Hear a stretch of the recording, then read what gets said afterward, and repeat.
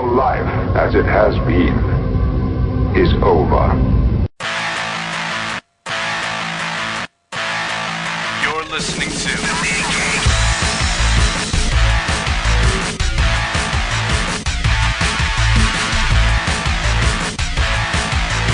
Comics Podcasting on the edge of civility.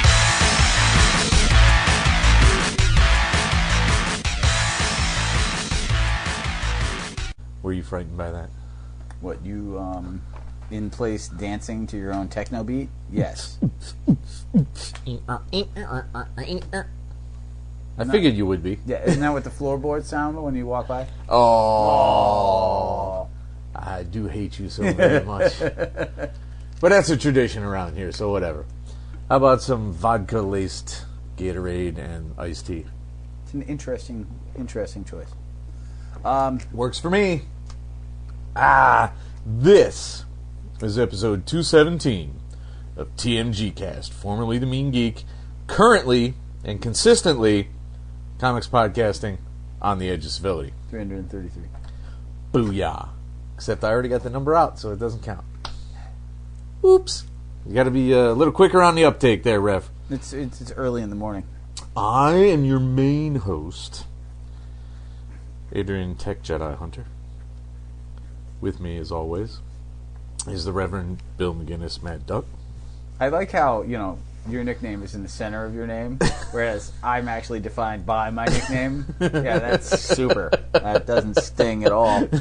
Because no one calls you Tech Jedi. No, they don't. Everyone calls me Rev. A lot of people call you Rev. I would not say that everyone calls Everyone you who Rev. follows the podcast, shall we say. Gotcha. Right on. Actually, John does call you the Rev. Yeah. Awesome. You like it. Come on. Get the fuck out of here. You're a real person. I'm a character. It's super. Booyah! That's what you get for treating me like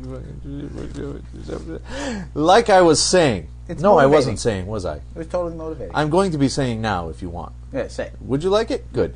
Speak. Today is the aftermath of Force Friday. Dude, Force Friday. Good God. Really? That's a ridiculous name. I know. But, what can I say? Unfortunately, I have a full-time job that requires me to actually think and accomplish things in the morning. So shopping at midnight is horseshit for me. Yeah, but you were off today. You totally could have done it. No. It was Thursday night at midnight. Yeah, see? Doesn't work, does it? No, well, Gotta come in Friday morning of all mornings. Like, I have a 6-inch fin. You go in the corner. Don't talk about that. HR will be by in just a minute. You should have just owned who you are, dude. No. Taking the day off. No, to go shopping at midnight for action figures? That's just fucking stupid. There are things that geeks do that go way too fucking far.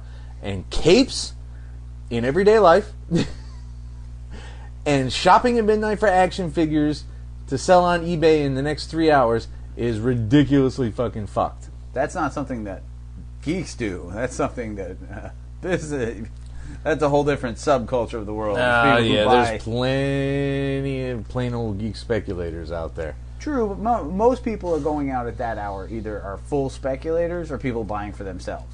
You'd hope. But I don't think many of them were hanging out at Walmart and Toys R Us with their 8-year-old in tow either. Yeah, no, I will say that I have never, ever done that. I did set an alarm and get up at like 3 in the morning once and order some stuff on Black Friday from online, and then I went back to bed. Okay. That's I don't even have anything for that because it's so ridiculous. That's the closest I've ever done. Terrible all the way. Although, I did get some neat stuff. I got those little micro machine Today, now. Yeah, today. Just a few hours ago. I did get those micro machine like things for $5 a pop. They seem to be quite nice. How many of those did you buy? I got an X-Wing, a Star Destroyer, a Slave One, and a TIE Fighter. You didn't go with the Millennium Falcon? I did. Okay. I got one of them too. So, $25 worth of nothing. But they were nice. Yeah. And I got a few Captain Phasmas, and I got lots of Stormtroopers, and, you know, a couple of basic, you know, like Finn and Rey, and one of those stupid Constable Zuvios, whatever the hell he is. That goofy guy with the spear and the helmet. And Yeah, the no, I mask. figured, Yeah. but I don't know. No, nobody knows. But we spent a lot of time wandering around empty displays today. Yes, it was like a dream come true for me. It was so not. And I know when you lie, and that right there was one of said lies. It was an untruth. It was, in fact. Wait, is that contradicting? It was an untruth. It was, in fact. Oh, wait, yeah, that is contradicting. You know, what you said. I said it's not, but yes. You managed to screw it up somehow. Like usual. You know what? I don't even give a shit. You know what they did screw up? Thor's 1. This is Oh, the wow, June... segue. What the hell? Wow, dude, like, wow. I'm, like, shocked. You didn't even ask about nerd news? Nothing about my day? Like, you know, what a shitty host you are. I know what your day was like, and we I have just a life covered outside of this. it. Not today, you didn't. No, I saw it. Following your ass around. Like, hey, let's hit another toy store. Oh, can we? You know, I mentioned to others, and you're like, we can do it. I'm a good friend. And I know the we can do it, you better not fucking do it tone in your voice pretty well. You know damn well I would have gone along. But you wouldn't have liked it. I'm a married man. I do as I'm and told. And you'd have trudged with this look of utter defeat and disgust upon your face. I know you, sir. Going like archaeologists going through the nerd remnants of Star Wars culture. So we still haven't been able to figure out Secret Wars because not only has it been delayed an incredible amount, it was extended. Now they've added an extra issue on the end of it. So our talk about Battle World and Secret Wars and Doom being a god is going to be delayed yet again while we're reading books where the effects of said fucking extended miniseries are happening. Yeah, no, rough. It seemed like a good idea at the time. It slowly did, you know, but then Convergence came out weekly, so it was like, ha ha, you get the delay and we get the sales. Now, have you read wonk. all of Convergence? No. No, I've so been you're waiting waiting till you have both. Yeah. So you're going to do them back to back. Yeah. And see if you. And the whole goal of this basically comes down to who is the winner. I got Secret Wars, you got Convergence. One of us will laugh at the other one. You're going to laugh at me. I just fucking know it. Because I did read the Zero for Convergence, and that was not entertaining to me. I was not happy with that shit. So anyway, on Battle World, Doom's police force is just all manner of Thors, which is kind of ridiculously interesting and also just ridiculous. So it bothers you a little bit? Just the tiniest bit. But, so it's like a Thor spot? Fuck the hell off. You got Beta Ray Bill, the Destroyer, Storm, and even Groot running around as various incarnations of Thors, just rooting out people Doom doesn't like. Really? So they apprehend some Ghost Riders, plural, was apparently now like the biker gang of Doom World. Well, in Ghost Riders Battle Worlds, yeah, it was set up like a death race of Ghost Riders, and people just suddenly like burst into flames as a Ghost Rider. Yeah, no, I don't need that. It had a Frankie Villa cover, so that's wow, oh, that'll do it then. There's this mystery develops after the apprehension, and there's 4 murders, all of the same woman, just various. Hi, how are you? Various versions of the same woman. So now it's become a police procedural on top of a bizarro superhero thing, and which is bad because if nothing else has been proven in recent Thors, Thor is an awful, awful detective. Yes, we've covered that extensively. He's not actual Thor isn't going to make it here. Yeah, like Barney Miller are better cops. We get a cliffhanger where Beta Ray Bill may or may not be dead. Of course he isn't, but it seems that way. Did you get the second one? I haven't read the next group of Marvels yet. Do I have to go through this again? I have. Son of a a bitch. It's one of the few I did. And it was better than some of the other ones, sadly, of the ones that... Yeah. Give me your take. It's dumb. It's convoluted. Like, once again, like, alternate realities are not...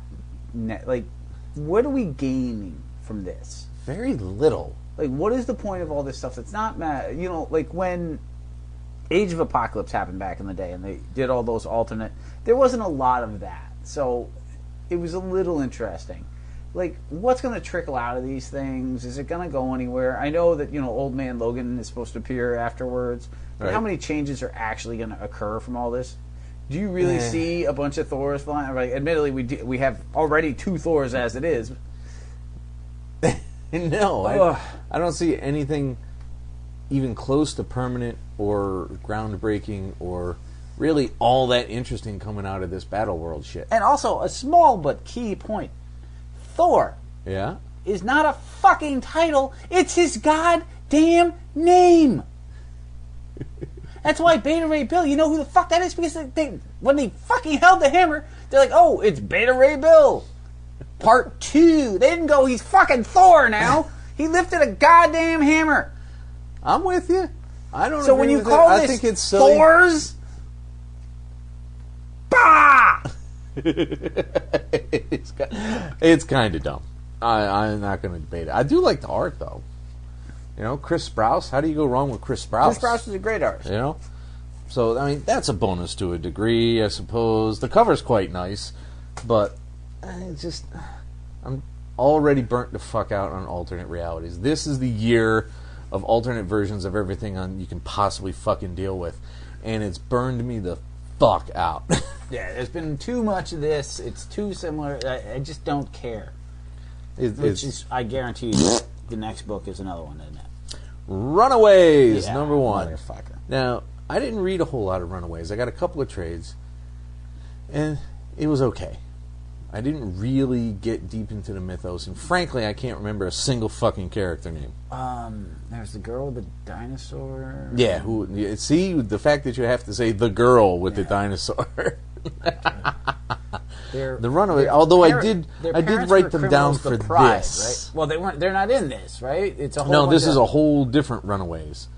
But I did write their names down for that. Oh, okay. Who is the? It's a group. It's another super powered fucking high school. Yes. Catastrophe. It's Frostbite, whoever the hell that is. Jubilee, we know who that is. Pixie, Amadeus Cho, this Molly character, whoever the fuck she is. She's a little kid. And Cloak and Dagger, and a few other whoever the hell they are. I mean, I wonder if Molly's from the Runaways. I think she is. I think she's the kid. She's the kid with the hat. Yeah, I think so. But they're all competing at Doom's Academy for spots in Doom's Elite Corps. And of course, they become a team. Yeah, well, despite during all that, friction. There's infighting and bullying and idolizing other kids and cliques, and their headmaster is the ever-irritating and ridiculous Valeria Richards. Ugh. I had a little bit of hope for this because I liked what BKV did with the original book, but they've thrown out the cast of the original book and the whole entire purpose of the original book for this variation on it in Doom's image.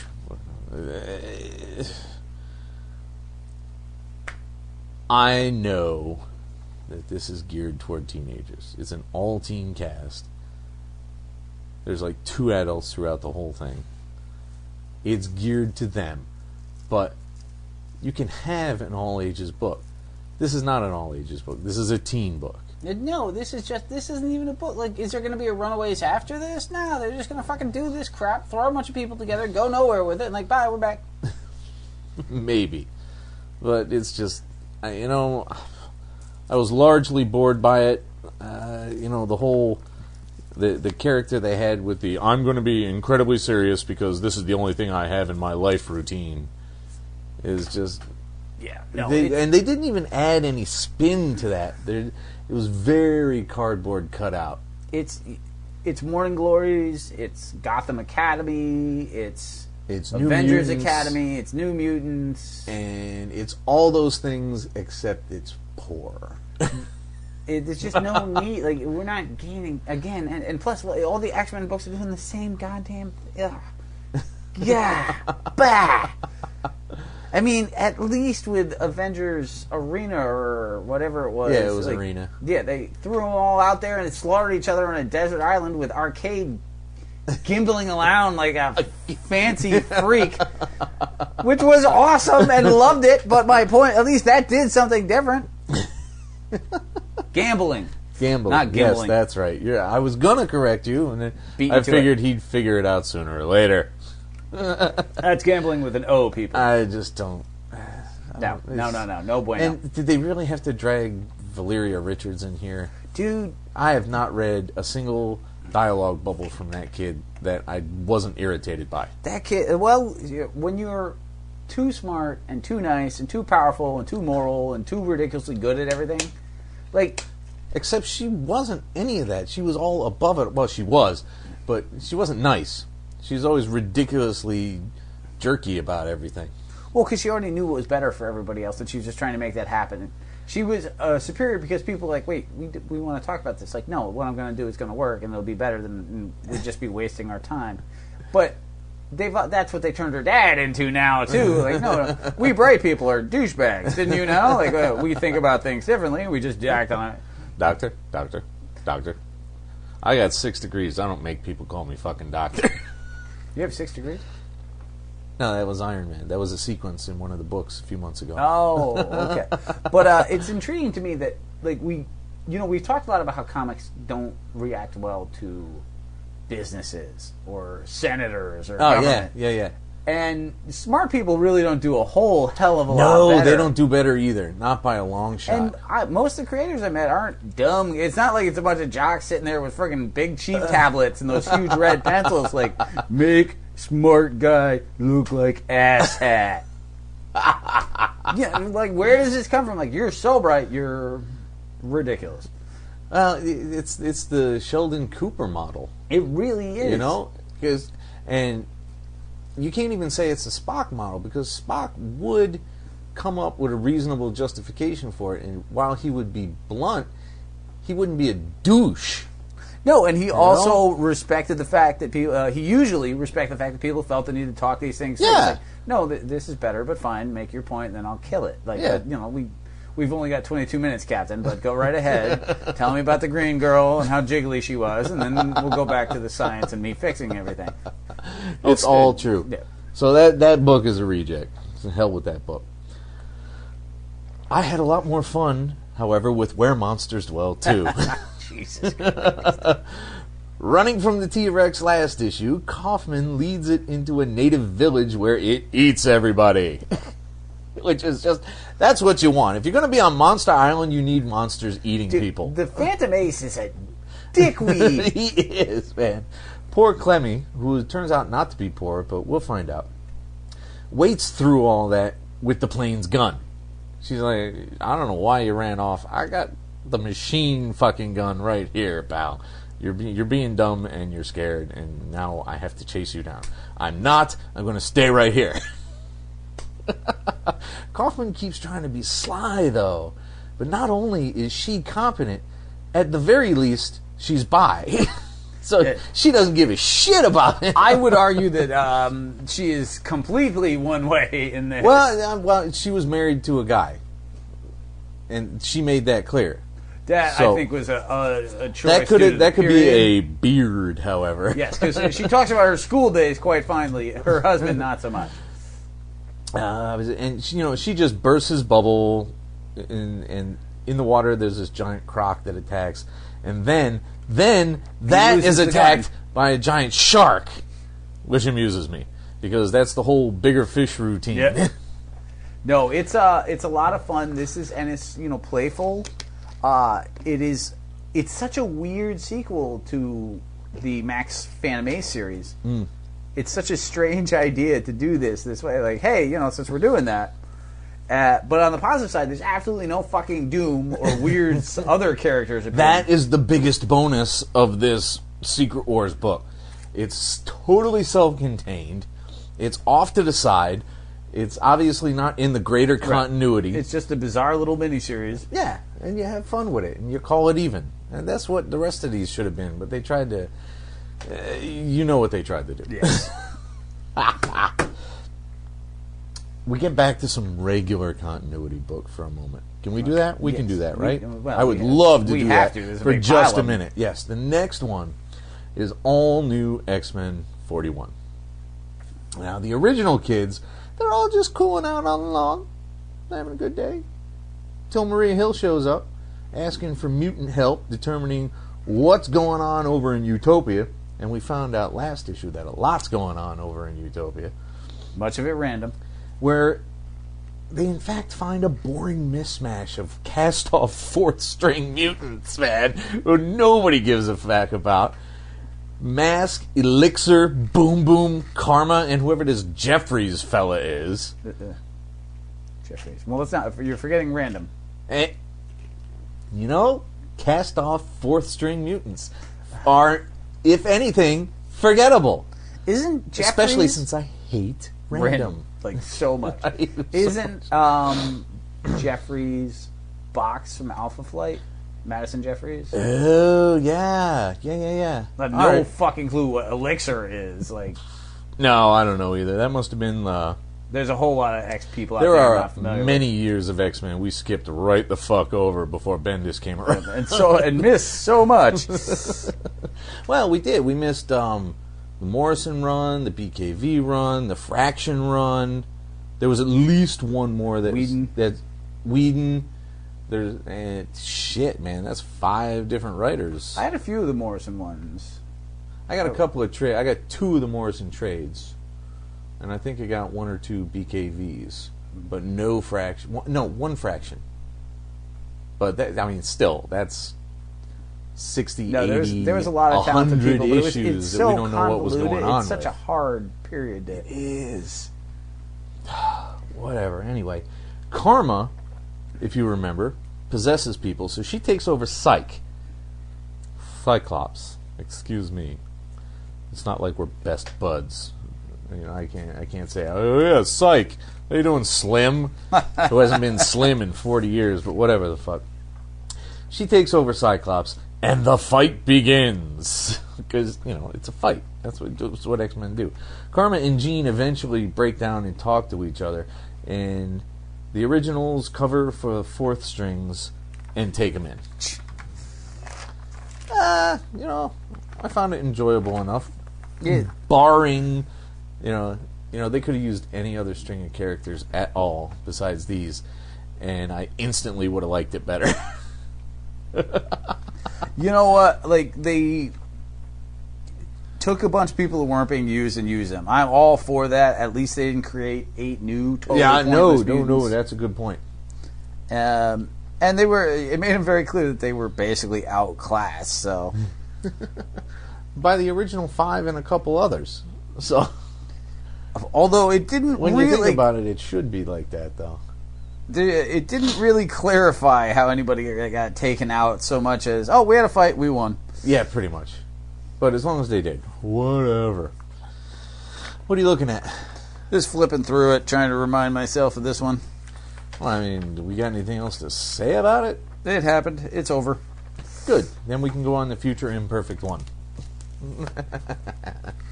Well, now this one does have a new character who may or may not be a mutant, and it's not clear, named Ruby, who is roaming the desert and comes across this decrepit old man. She takes him to her enclave in the city, who are really insurgents against the Maestro. And if we remember Future Imperfect, this is the hundreds of years in the future where the Hulk has decided to be permanently the Hulk, and he's kept some intelligence, but he's grown this monstrous-ass Santa Claus beard. Still have never read that. No? It's pretty decent. It's a Peter David run. And it's roughly in the middle of the run. Yeah, it was 2 one-shots, I think. Yeah. Like a 2-part. 2 prestige-size ones, I guess what you could call it. They're plotting against the Maestro, except, the decrepit old man is, in fact, the fucking Maestro. He banners down He kicks all the ass you would expect to have him kick. Dude, how bad a freaking rebel are you? You just pick up the crappy people and bring them to your super secret base. Like, you know, That is a poor, poor rebel. like, you're awful. And Ruby is Cyclops' daughter. Oh, is that what it was? Yep. Because I totally missed that detail. Although, why? Oh, I know why. Because she's Syke's daughter with Emma Frost. So she's red, That's but she okay. can turn into a rock. Gotcha. A little Bang from on. column A, a little from Column B. B. You know, it's so interesting that the mutant genealogy is just entirely at writer discretion. Is what it comes down to. It really is. It's like, we can mix and match this, we can mix and match that, here we go. It's fine. This. Hi kids, this is Dr. T.O. Amaro with today's Comic Science Moment. When we're talking about mutant genealogy, it's important to remember that much of it is entirely based in fiction.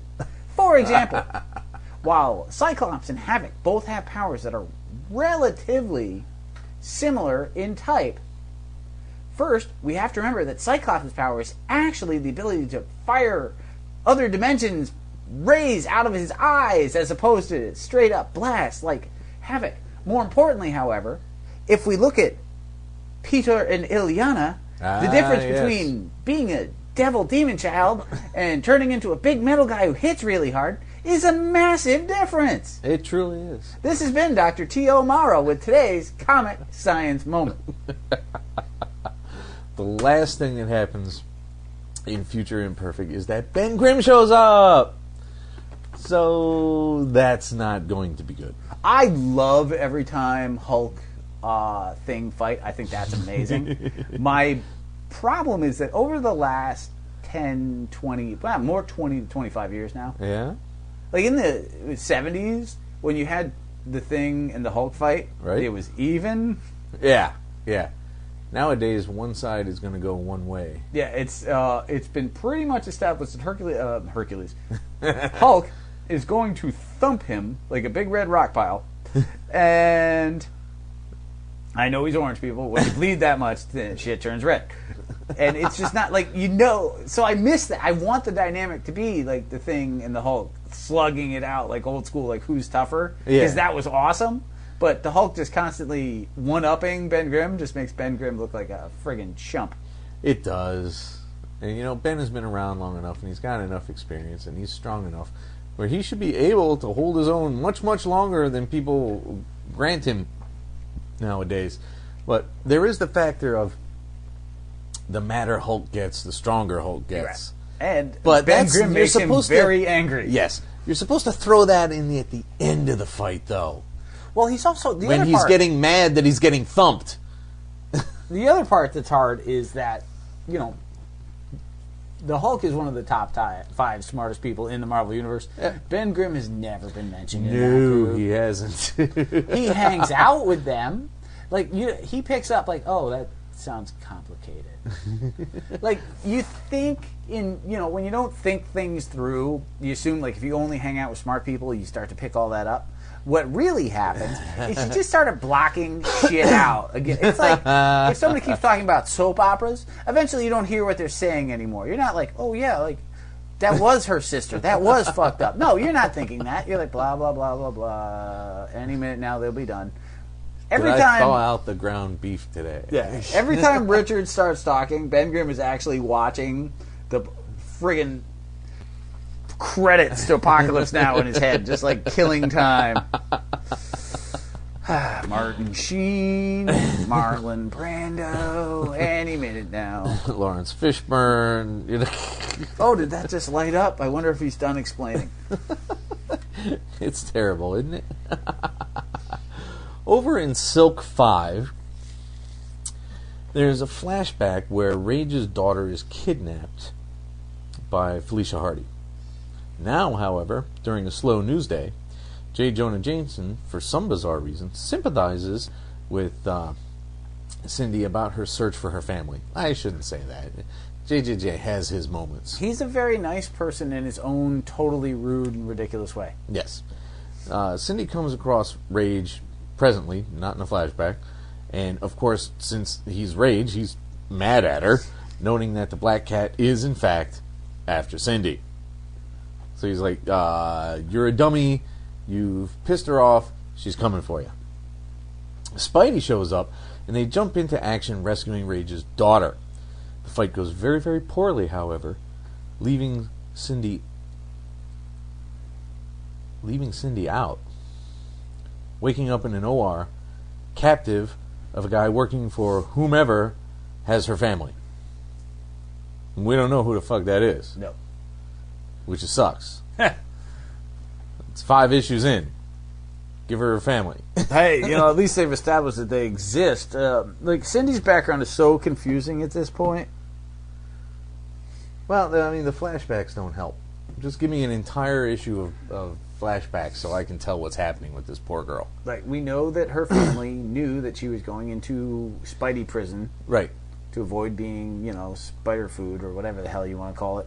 Somebody sucks out your vital spider juices. Ugh, stop saying that. What? I have no idea why vital juices creeps me out so much, but it's a phrase that I just don't fucking like. Really? You're anti-vital juices? The phrasing of it, I mean, of course I need my vital juices. Yeah, that's good because nobody wants your... I knew you were...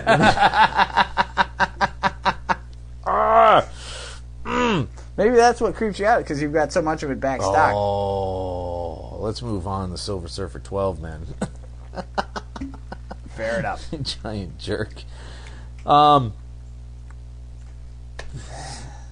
was not impressed with this issue. No? The planet they're on is a gigantic fantasy created by the planet itself named Euphoria.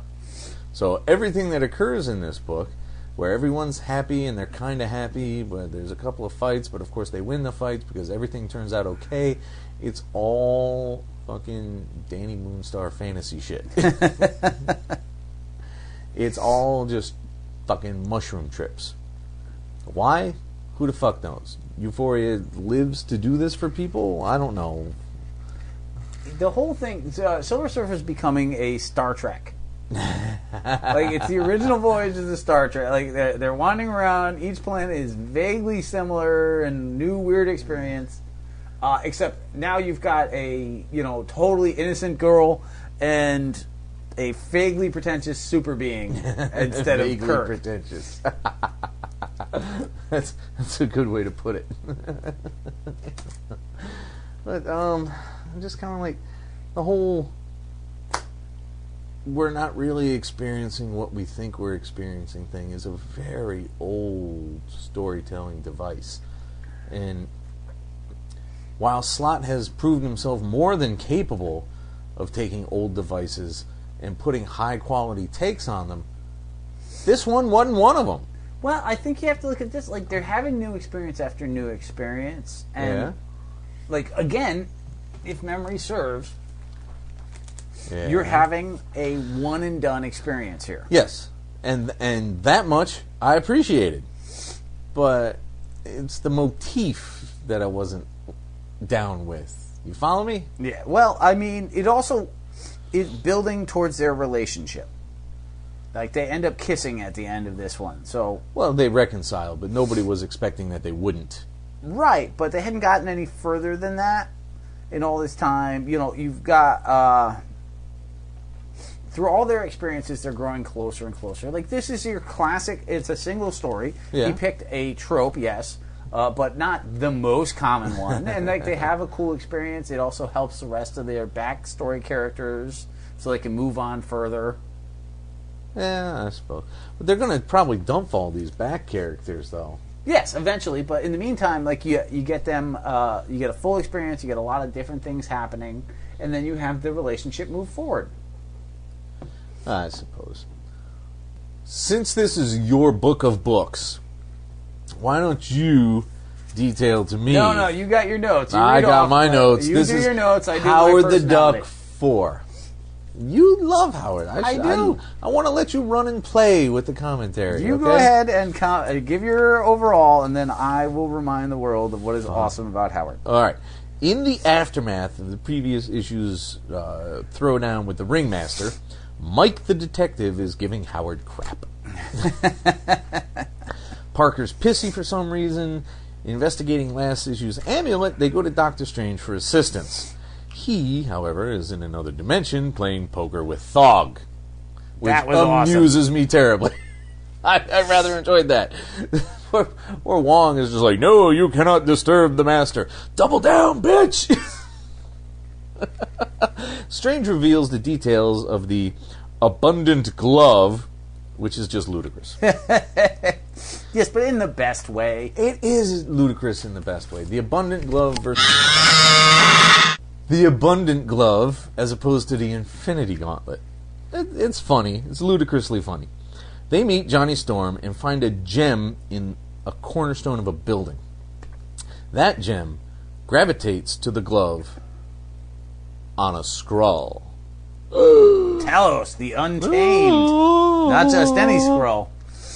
The original... No, he's not the original Skrull. The original Skrulls, as far as we know, are still cows.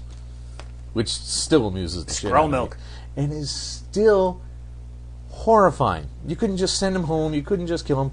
You had to set this conscious mind into a cow's body for the rest of the cow's natural life. That seems to be a pretty terrible imprisonment. But that's had nothing to do with this book. So, why did you love this book more than any other this entire month? Mostly the portrayal of Johnny Storm. Dude, when he's trying to hit on Howard's girl Friday Parker there, and Howard's like, you'll need 3 shots of penicillin if you touch this man. Like, that's amazing. It fucking makes me laugh. Oh, dude, like, first off, Johnny Storm said, like, they've turned him into comedy gold in a lot of books, but this They did have. it perfectly. They also had, they portrayed Doctor Strange the way he used to be portrayed, as a slightly weird, but guy you could talk to. Yeah, a lot of the stuff that Bendis did and a few other people, he was this above it all supernatural, this very guru-like guy that you couldn't really connect with on a personal level. And yeah, this made him a whole lot more identifiable. Now, here's where I have to pull away a bit, though, because why does Howard know all these people? Like, he's been running around in the Marvel Universe since the 70s. yes, but not with anyone. Well, He knows Spider-Man. what has he been... Let's say for half a second that Marvel time, his book ended 4 years ago. What's he been doing in those 4 years? Well, he was driving a cab, and then now he's working as a private detective, and he's been really bad at both. Uh-huh. But sooner or later, he's going to have an adventure. This is the Marvel Universe. He was living in Cleveland for a long time. Everybody goes back to Manhattan. I'm just saying. Everybody. I like the old school Marvel idea that everyone is a vaguely familiar, but I miss the periods where you actually had to meet people. You know what I mean? Well, that's true too. I mean, you just kind of take it all as read at this point. It's like, well, Howard's been around since the 70s, or 8 weeks in the current continuity, so he's obviously met all these people. And, you know, so I do miss that, but we talk a lot about Squirrel Girl and Howard the Duck. Uh-huh. I think this is a lot funnier in that the style of writing plays to the character well. It's not classic Howard the Duck, like I was saying. It's not that bizarre, you know, overly pretentious satire that was both amazing and now very difficult to revisit. It's like reading old Doonesbury. You're like, wait, what? What's a Haldeman? You know, like... Whereas Squirrel Girl, as we've seen, is just joke. It's a lot zanier, which is often very funny. Zany is nothing. There's nothing wrong with zany. Not at all, and there's been some really amusing things. Chipmunk Hunk is one of the funniest goddamn things ever, as far as I'm concerned. But I find this consistently more amusing to my taste. Good. So it's a continue. Oh, absolutely. Right. So, over in Spider-Woman 8, I've enjoyed Spider-Woman. It's been a lot of fun. Once she got her own fucking story, aside from Spider-Verse, I was down with it. So, here we are with Jess caught in a town run by the villains' wives. Genius. Kat, who seems to be the woman who's roughly in charge of everything. She's the ideal woman. She put it all together. We get a bunch of backstory with her abusive whatever, husband, boyfriend. They're not They didn't really clear. identify it. Derek, who built the fucking steam shovel suit that she's using to fight Jess. Lady Steam Shovel. That's amazing. Kat loses it in her rage because everything is just flooding into her. She's in a fight. The adrenaline's going. She's having all these memories and flashbacks. She's taking it out. And even when the other woman tried to stop her, and she just electrocutes fucking poor Jess. Well, the thing is, Kat's not necessarily... She's not necessarily a bad guy. Well, no, so I was going to go the other way. Yeah? She's not necessarily a nice person. Like, let's not forget, to run this town, she's been blackmailing all these villains. Like, they're not behaving well. And they're not... There's no actual... It's hard. Implied there's abuse. It's not guaranteed. Like, the guy was obviously a dick. Like, there's no denying that part of it. And I certainly think there was, but they're not playing her necessarily as a like, she's the villain in this piece also. Well, I was not trying to imply that she was now noble. No, but what I'm saying is, like, there are a lot of times where the character, like, because you have the villains who are both villainous and victims in this whole storyline. They're playing with a lot of that. Well, at the very least, Derek here was verbally abusive. Oh, absolutely. And he did chuck a full beer can at her. Oh, all right. I forgot. My point being, I'm not trying to defend Derek. Let's be very clear. And then he destroyed her car. But he was completely abusive. I stand corrected. But my point is, they're not necessarily portraying her as a victim. Like, she is going too far, going the other way. Yeah, she's got a classic overcorrection. Exactly. Like, it's not okay to blackmail people into committing crimes and taking their money. There's a certain degree of poetic justice to it. True. But that's not the same as legal justice. Right, because particularly since you're also causing them to commit crimes where other people could possibly get hurt. Yeah. And they also hit upon the point, which is valid, that as much as the porcupine might be a dick, taking his child away from him is not okay either. No. It absolutely is not. Jess eventually... The fight eventually ends, of course, like almost. Jess leaves and... How poetic. They all Marvel fights must come to an end sometime. We would all love for Spider-Woman to fight Lady Steam Shovel to the end of creation. But such was not to be. No. I think eventually I would tire of Lady Steam Shovel. Relatively quickly. Lady Steam Shovel fights, issue 8. Come on! But the thing is, this whole time, Urich has been writing this story about the town. And Jess knows this, so she goes to confront him after it's all over. But she's working from the assumption that he actually doesn't have a conscience. So it turns out he does. So he's like, look, I wrote it because I had to write it, but I'm not doing anything with it. So leave me the fuck alone. Well, you gotta... we know Ben Urich is a moral human being. I love the fact that she doesn't. It's not like Daredevil. Yeah. Daredevil, who, Johnny Storm would be the most gossipy superhero.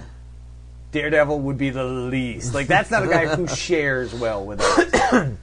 Yeah, and I don't think there's been a whole lot of interaction between Jessica Jones and Ben Urich.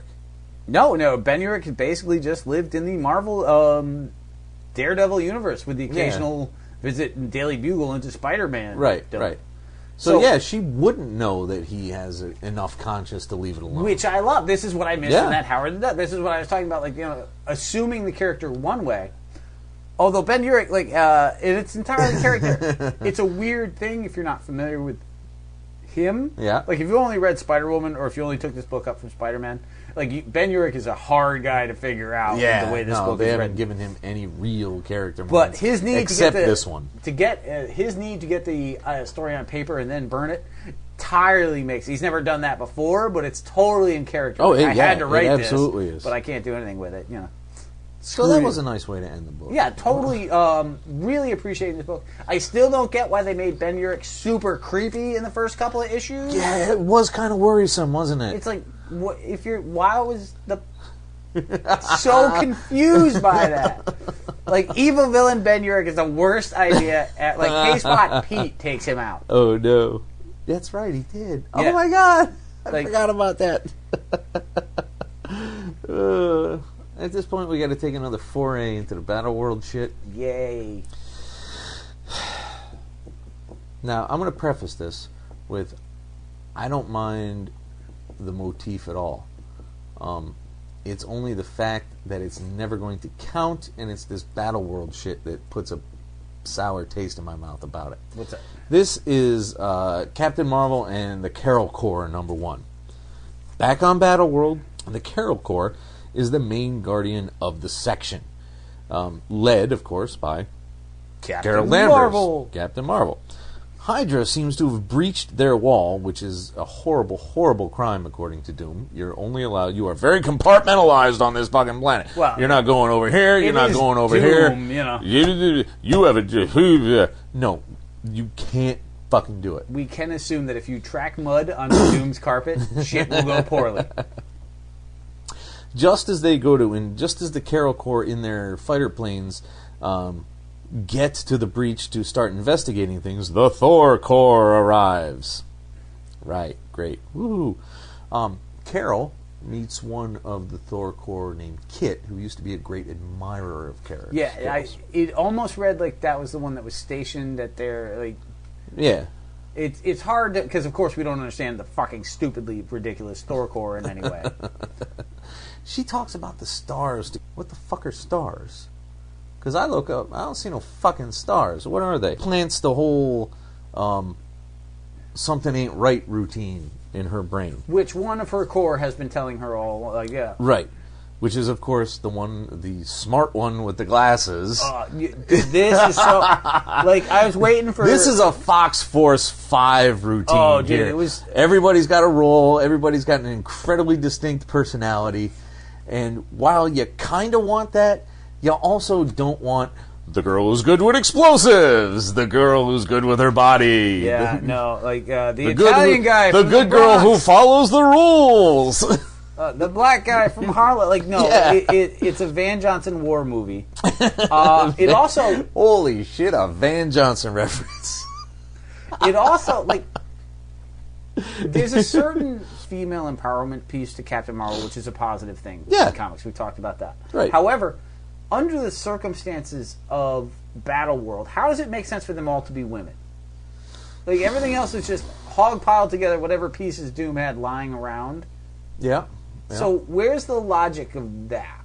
Yeah, why would Doom put a patchwork section of the planet and mold it quite that way? Like, it to suit Carol Danvers? Like, that's not something Doom worries about. No, not like, really. Miss Danvers, are you comfortable? Can I get you another Doom pillow? No, fuck no! And there's your title. Carol gets called in by her superior, which I think is actually her mentor in the 616. Oh, that's very possible. Yeah. So she tells her, look, I got this mission for you. Turns out the mission is fake. Bum, bum, bum. And that just strengthens Cap's resolves to find out what's on the other side of the sky. Which sounds like a fucking Marion Zimmer Bradley attempt at science fiction. Yes, it totally The other side of the sky. Based on an original concept by Andre Norton. Maybe. I like the art. There are concepts in this thing I do enjoy. Like female fighter jocks, there's nothing wrong with that. But with only one issue to work from, we don't know shit about the rest of this part of the patchwork. No, none of it makes a lick of sense. And because of that, I'm having a hard time drawing up any sympathy or identification with the characters, because if nobody's supposed to be breaching any walls because they'll bring down the wrath of Doom, what do they need a defensive force for? For when Hydra does it. Yeah. But the Thors show up to take care of Hydra, so who cares? None of it. It's rough. It's rough to figure out why we're supposed to care about that. It's nice that they were able to carry over the Danvers character well and not lose any step, because that has been a strong book. But this is the perfect example of the fucking kind of thing that you have to keep and you'll never read again. Like, it sits there, you're like, oh, I like Captain Marvel. Like, well, I don't, it's continuity. And it just sits at the end and you're like, yeah, fucking weasels. Like, here's your 1 million 0.1 issue. Oh, God, yeah, one of those. Yeah, Ugh, no, I it's don't- exactly what this is. And it will sit there with the rest of your Captain Marvels, and it will never, ever get cracked again. And until 5 years from now when there's another cull and get rid of them men. Yeah. I don't want these things. Let's take a quick dip into a galaxy far, far away. Star Wars. Wonderful Nothing more than Star Wars. Yeah, whatever. We don't have it together on that one. So, Darth Vader number 6. Darth Vader.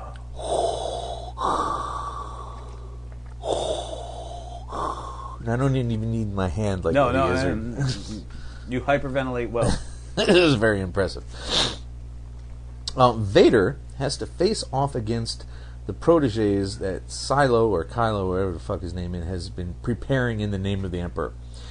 Of course, being his book, he kicks the shit out of them until he's at a disadvantage and saved by one of them, who maybe she thinks she's going to become an ally and maybe not, but he's like, you are not my ally. I would have taken care of it. It's fine that you took care of it, but I still don't like you. I know you're supposed to be a replacement, so I will kill you. Don't even worry about it. Palpatine reveals that he knows about the Vader army that he's been building up with Dr. Aphra. So he reiterates his disappointment, and Vader realizes how long a replacement for him has been considered. That was awesome. Which is a really long time, and he's super unhappy about it. It's that whole Sith bullshit philosophy of there must be two, and you must always overthrow the other guy. Wonk, wonk, wonk. Fett eventually reports the name Skywalker, and in a great series of pages, Vader realizes what Palpatine has done, calls him to note Vader understands their relationship perfectly in the light of this new info. Which was horrible grammar, but you get what I'm saying. Yes, absolutely. No, it was really well done. I like the team of future Vaders was kind of lame. Yeah, but he killed them all, so it's okay. Well, he defeated them all. He didn't kill them all. No, I think one gets killed, if I recall. But this sequence, when he realizes who Skywalker is, and the fucking glass on the bridge Just of starts the, to shatter. Oh my god, that was so good. amazing. And then he's remembering Padme, and he's remembering fighting Luke. This is staggeringly good stuff. Like Darth Vader, like all the Star Wars books are good. Star Wars has really done, kicked it up a notch with the full adventure piece. But Darth Vader might be the best of them. I'm thinking it really is. It looks phenomenal.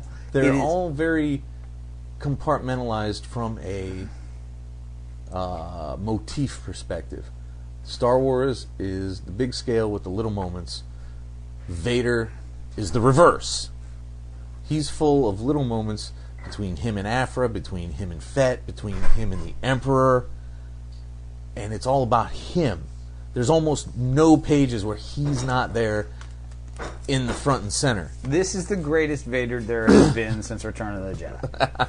Honestly, this might even be better. Like, this is the greatest one since Empire. Like, softer, kinder Vader is nowhere near as cool as this dude. No, we don't like softer, Like, kinder those Vader. of you who weren't born in 1970, fuck off, don't always understand how phenomenal a villain Darth Vader was. Like, there was nothing like him. He was far cooler and scarier and neater and better than anybody else. And subsequent years of softening and cartoons and friggin' big head, bobblehead versions. They kind of got away from the fact that he is the bad guy. The bad ass. Yes. And Dark Horse Comics needs to take a friggin' slap to the face because the ineptitude of their Darth Vader. Like, So disappointed so many times. and in so his often books. he was soft. Like, this Vader, they make this very clear. Like, his sidekick, that girl, he's going to kill her, or she's going to die, and he's not going to care. One day.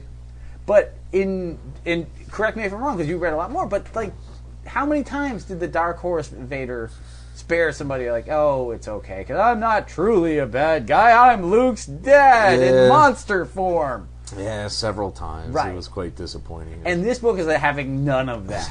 Like, no.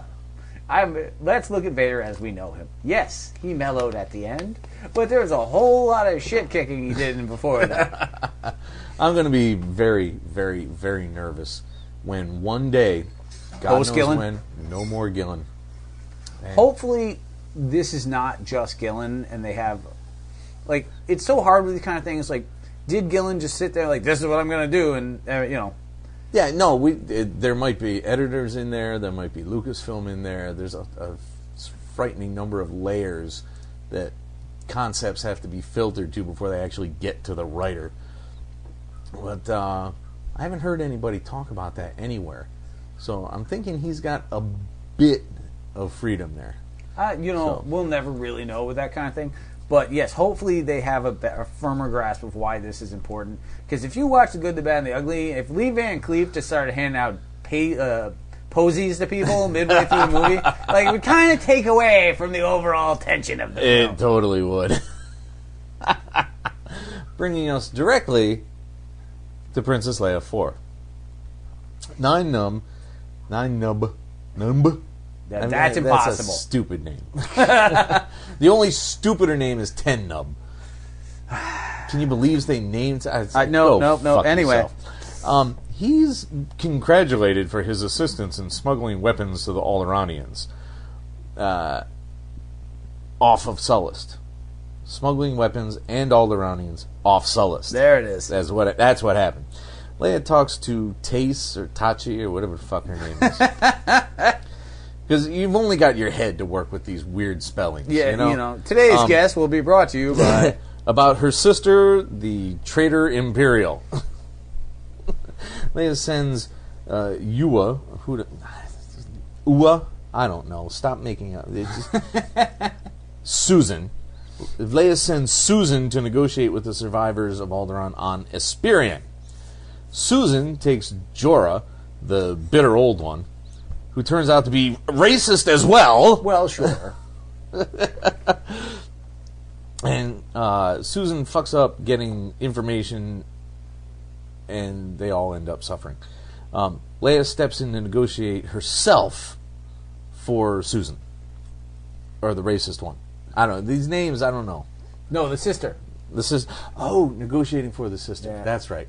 Negotiating to get the sister back. Yes. Here's where Star Wars books come to a crashing halt. A little rougher than the rest of them. Well, here's the thing. Like, we just talked about how much they nailed Darth Vader, the character. Pass me that for a sec. Yeah, here it comes. Here is where they completely drop the ball on Princess Leia, the character. Like, Princess Leia is sacrificing herself to save somebody else, not out of character. Right. Princess Leia, the diplomat, first off, sending a woman on a diplomatic mission that she doesn't know enough about. Yeah, it seems short-sighted. Dumb, actually, works pretty well. Like, oh, you're only half an Alderanian. Like, oh, you monkey fucker. A half Alderanian racist. Yes, yeah, asshat. And then on top of that, I'm a huge diplomatic need for the rebellion. Let me sacrifice myself to save an Imperial officer. Now, let's be fair. Yeah. I am not a diplomat. I am an alcoholic who yells at things over a computer radio. However, even I know that's fucking dumb. It's short-sighted. Dumb! She probably didn't know that Susan was a racist. She should have. She ought to have understood who she was sending where to do what better. But I think maybe the time constraints are kind of fucking with her. But she had her lieutenant. She could have sent her, you know what I mean? Like, maybe. You can't, like, yes, it was obviously an accident, and, like, if she'd known she was a racist, she wouldn't have sent her. Bravo! Bravissimo!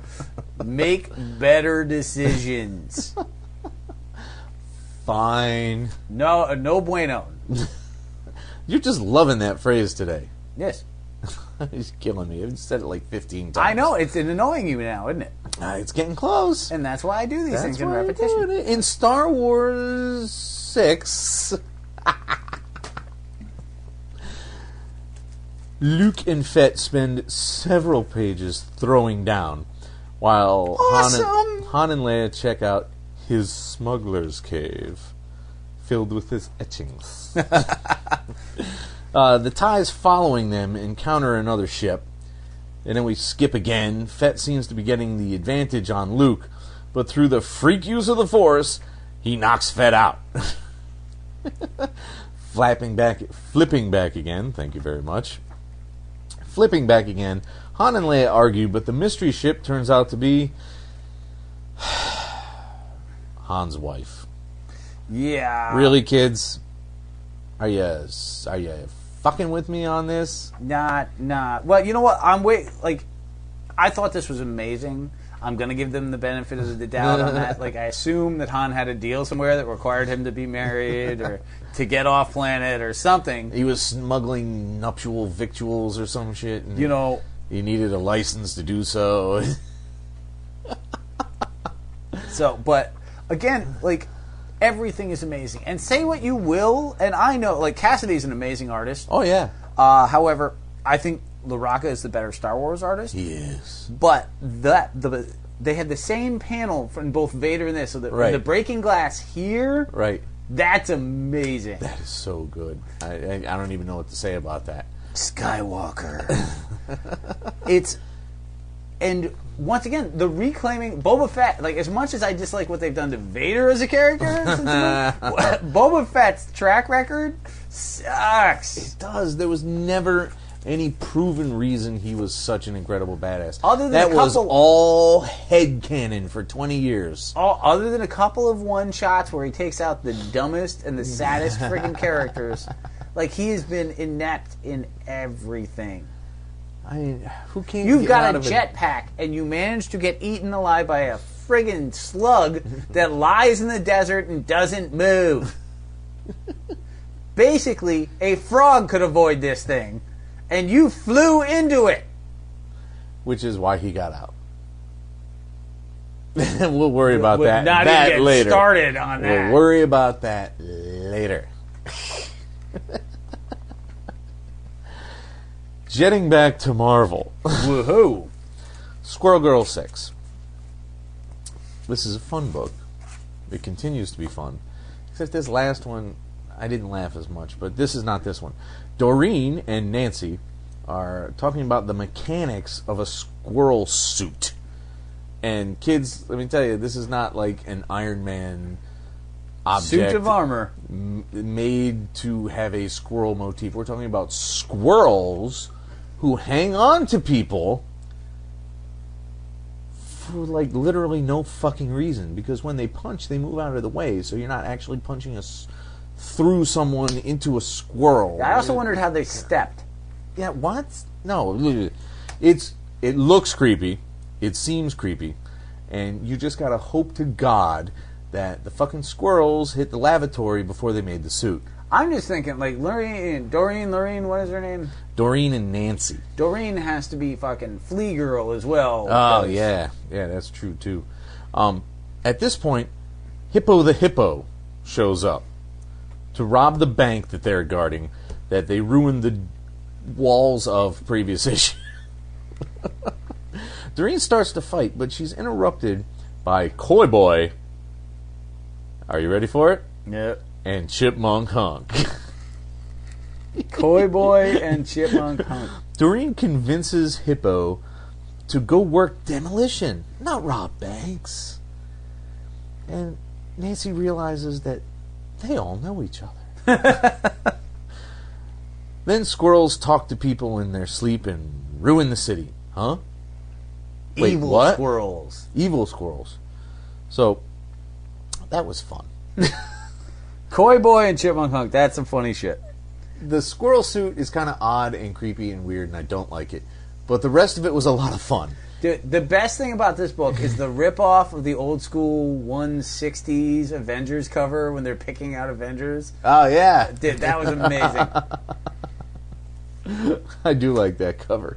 But, Hippo the Hippo has a very good point. It's like, it's not like he could fix computers with those hands. Now, where's he going to sit? They're going to custom build a reinforced chair for him. Yeah. Where are they going to get the headset for that? His head's 6 feet across. Hippos are challenging people. So he's like, what else am I going to do but rob banks? That's hysterical. Which is still a little short-sighted because she's like, duh, demolition. You know, apparently her real superpower is just to be able to say dumb shit, and like everyone's like, "Why, yes, I, Craven the Hunter, will dive into the water and chase giant fishies." It's a good point. Like, because You gotta you give know, if Iron Man said that to him, he'd be like, "No, that's fucking dumb. I'm gonna attack you with my electronic vest, like a cool '70s supervillain would." Oh. Ooh. No, I don't think so. I miss Craven. Oh. You don't miss Craven. I totally miss Craven. You know it. Come on. I don't know what you're talking about. We only got 2 more books. Let's blow through this. All right, shit. what do you got? We got Superior Iron Man 9. There's a huge fight with many, many suits because we just can't fucking get away from that anymore. Once they said, well, I can automate the suits, everyone has got to take a fucking riff on this. And it's getting a little old. It's logical, but you know, like the more it happens, the less it has any kind of meaning. Yeah. Eventually, Pepper intervenes, and she defeats Tony with Sonics, and they talk about what to do with this moron who's had his twisted brain for a little while. But then Tony sneaks a virus into the computer, and he's like, you didn't really think you defeated me, did you? Like, really, I'm fucking Iron Man. I'm Tony goddamn Stark. You don't defeat me. You out-science me, my secretary? Really? Like, no. And when he makes the suit, the empty suit, creepy, like, that's... Yeah, that worried me You a don't little want bit. to win. You want to be me, don't you? Yeah, pretty much. The virus that he introduced is forcing all copies of his backup mine to be deleted across everywhere, forcing a final copy into a USB stick, which is destroyed when Happy Jr. loses control. Teen Abomination. Oh my god, this is such a horrible... I like to think of him as Happy Monster. This is where Tony reveals that he played it all along so he could get near the computer, so he could do it all. And then Pepper is her name, vows to use the power of media to ruin the public's support for Tony. Ooh. Oh boy. Because he can't buy that right fucking back. Yeah, like, yay. This is not friggin' the Untouchables, like getting Al Capone through tax purposes. Not good comic book fodder, I hate to tell you. Like the part where he bats a guy to death with a giant bat, like that you can do in comic books. Like, oh, our accountants have proven that you're a criminal and you're going to jail. Yay! Hey. Action accountant! Double A! The pencil signal is up in the air again. There was a lot to like in this issue, but I think that the numerous Deus Exes running around were just maybe a little too frequent. I have a backup for my backup because I might need a contingency for the backup. Really, dude? That's the best you got is just revealing, well, I'll play along. What I find really impressive is considering how much I started off hating Superior we both Iron did. Man. We were ready to dump this fucker. And I look forward to each issue at this point. I'm like, okay, what are they going to do next?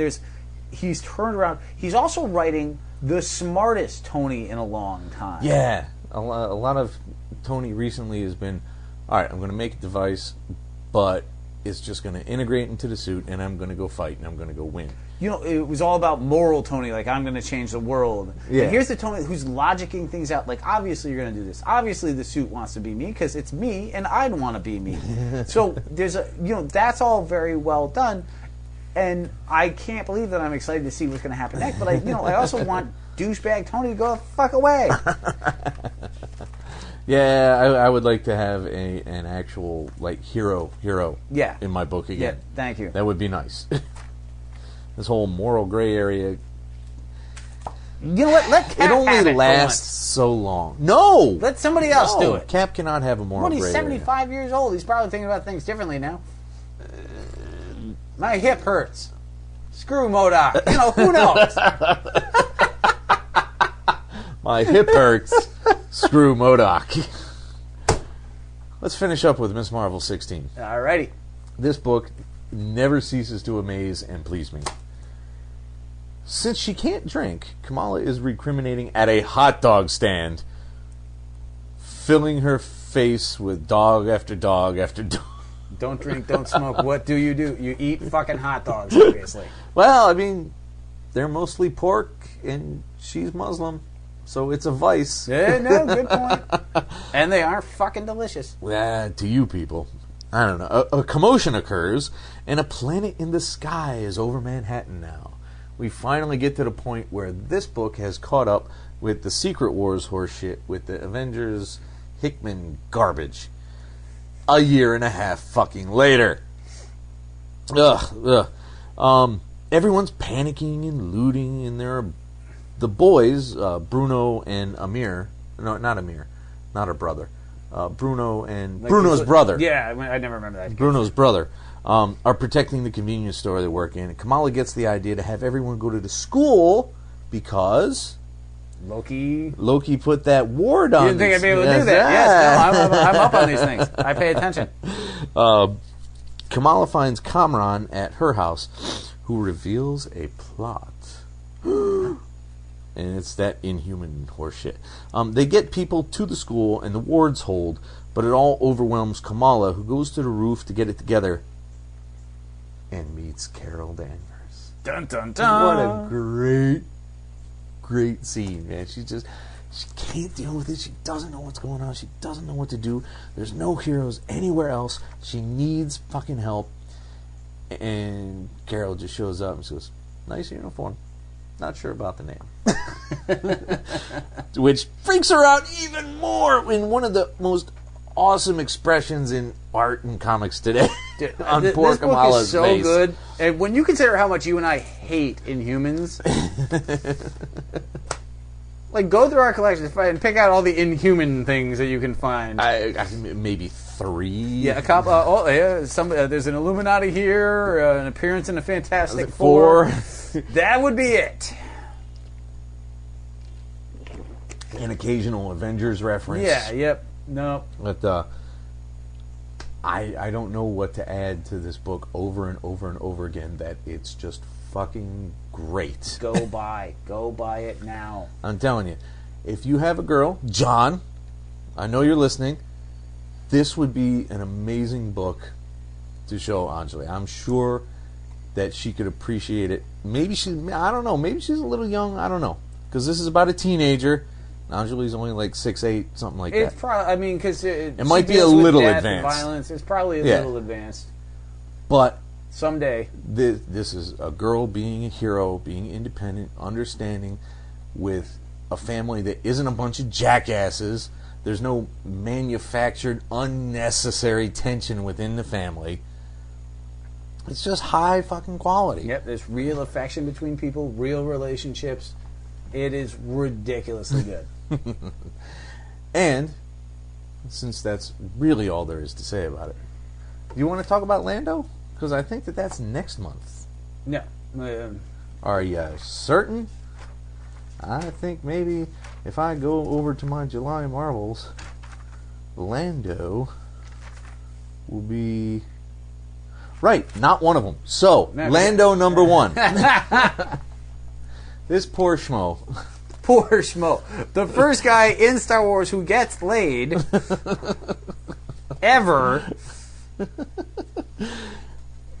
We kick it off with him conning a senator of all people, an evil senator for this object that he's just playing her like 3 different ways. He doesn't even play. He cons her by not conning. He tells her, like, I was going to rip this off, but we've already done things that I enjoyed immensely, so I'm just going to tell you, hey, I'd like this, and you're going to give it to me, because otherwise I'm just going to steal it in a way that'll annoy you more. Which is just the biggest play ever. He's amazing.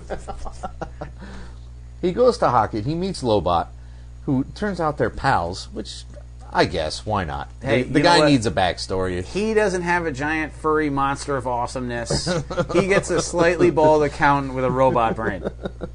Life is not always fair to Lando Calrissian. So the Fences present him with another job. And that job turns out to be, if you please, Dun, dun, dun. stealing a ship which may or may not have something awesome on it.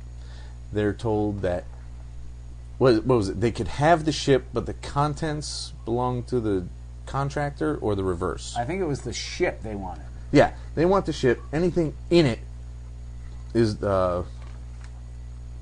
belongs to them. There's Ugnaughts. I totally didn't write anything down about this. The cool thing about Lando is that it's entirely he's Firefly. Like, he's so good at what he does, and none of it goes well for him. Like, he's a phenomenal gambler. He loses a Millennium Falcon. He pulls off this con. His fence screws him into a bigger job that's going to get him murdered. Like, he's got a giant computer sidekick robot accountant, and that guy doesn't really care for him very much. Like, Lando is not a lucky dude. He is and he isn't. But, Yes. I mean, he did have that opening sequence. He did get lucky. Boom, boom. But the main plot point of this entire miniseries is the last contract that he got screwed over into taking is that the ship they have to steal turns out to be the Emperor's own fucking pleasure yacht. You done asked for it and stepped in it, buddy. And he has no idea. Nope, doesn't know yet. He's fucked. That is the perfect Lando Calrissian caper right there. Right, fucked. Some rich Imperial owns this. Dude, this one issue is 10 times better than all 3 of his novels. I read all those novels last year, and boy howdy, this is far more like what I wanted to read Lando doing. You silly lobot, you. So those books were so fucking bad, and this was so fucking fun. Dude, no, this was amazing. Like, the trend for Star Wars, and I do enjoy Princess Leia. Like, I bash on it a lot, and in part because everything else is way better. Like, yeah, it's on a scale, it's a distant fourth. It's a distant fourth, but first is so far up in the stratosphere. Yeah. Leia is not a bad book at all, but when you compare it to Star Wars and Vader and Lando, yeah, and soon Chewbacca. Soon Chewbacca. I think we'll call it a day on this particular episode, and we're gonna go have some drinks, and yay! We're gonna goof off for a little bit because it's almost time to eat, and we're gonna knock out a pile of DCs. How about that? Bless you, fucker! This has been episode 217 of TMG Cast. Good night. Lockjaw.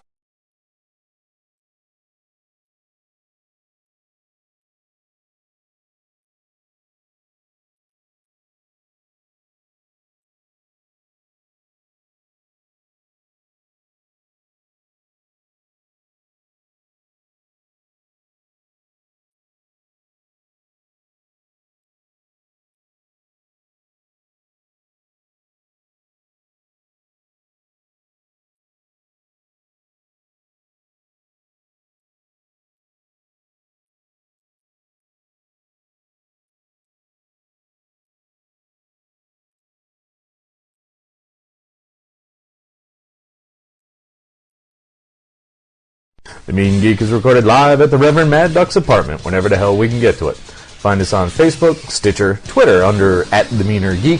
Subscribe to us through RSS. Or we can be located at our own site, www.themeangeek.com. And most importantly of all, you can find us as a proud member of the Comics Podcast Network. Email us directly at themeanergeek@gmail.com. Can I drink now? You may.